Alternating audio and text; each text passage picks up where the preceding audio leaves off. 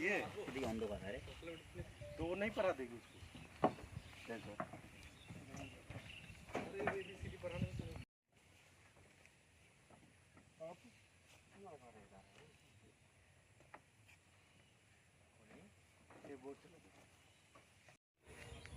সাড়ে চারটার সময় বিদ্যুৎ চমকানোর পরে এখানে একটা আওয়াজ হলো।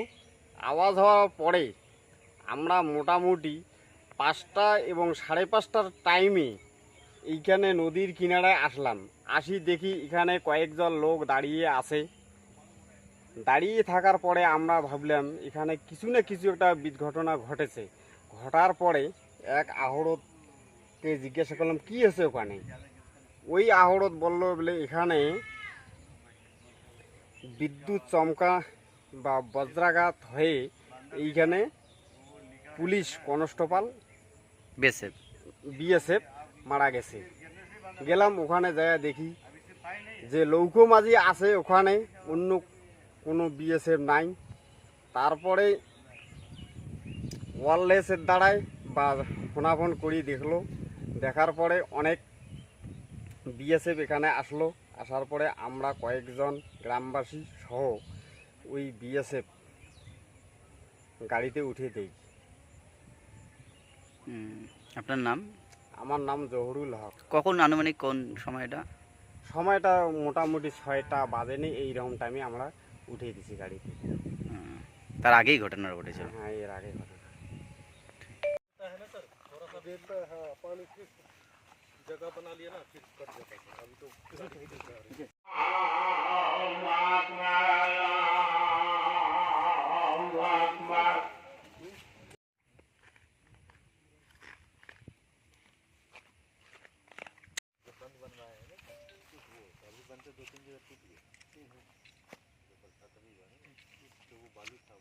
এমনি কোন ক্যামেরা তোমার জন্য ফির অসুবিধা না হয়, বুঝছেন না?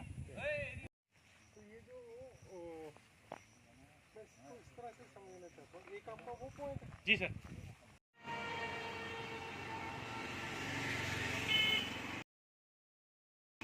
হ্যাঁ, দুজনেই ছিল না মনে? উনি কোন জায়গায় ছিল? উনি মনে হয় তুমি শুয়ে শোয়া আসি কোনটা পাইছেন? মানে আমরা নৌকাতে নৌকেতে ছিল তাই আমরা? হ্যাঁ,